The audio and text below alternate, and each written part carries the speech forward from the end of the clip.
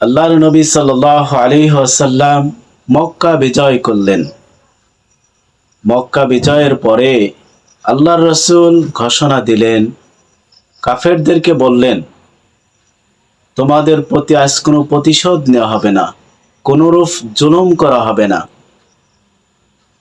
তোমাদের দিন তোমাদের মতো তোমরা মানবে।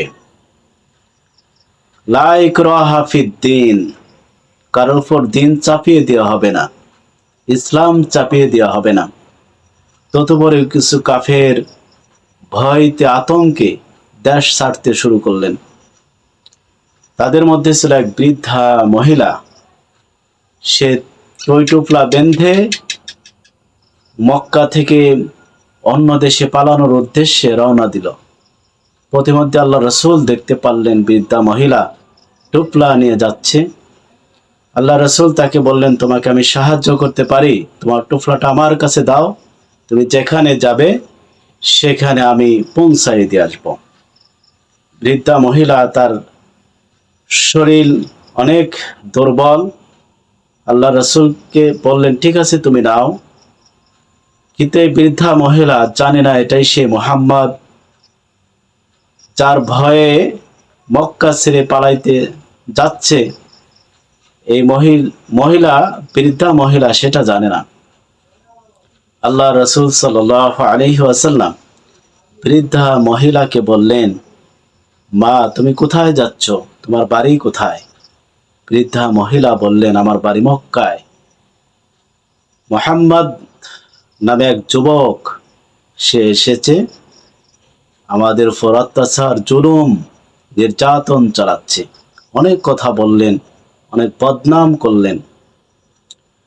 আল্লাহ রাসূল সাল্লাল্লাহু আলাইহি ওয়াসাল্লাম সমস্ত কথা শুনলেন, চুপ থাকলেন।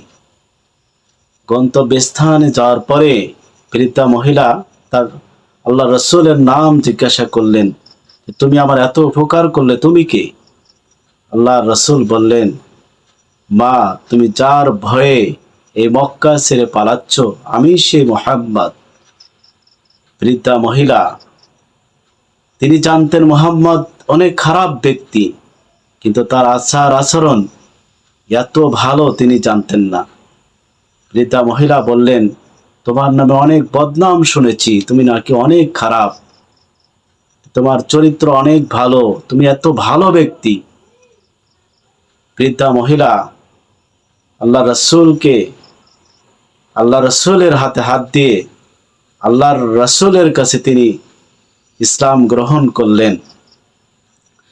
আল্লাহ তাআলা বলেন, ইন্নাকা লাআলা খুলুকিন আযীম, আমি আমার বন্ধুকে উত্তম মহান চরিত্র দিয়ে আমি আল্লাহ তাআলা দুনিয়াতে পাঠিয়েছি, উত্তম মহান চরিত্র দান করেছি। আল্লাহ রাব্বুল আলামিন যেন আমাদেরকে আল্লাহর রাসূলের আদর্শ এবং তার তরিকা, তার অনুসরণ করে দুনিয়া থেকে যেতে পারি, আল্লাহ তাআলা সেই তৌফিক আমাদেরকে দান করুক।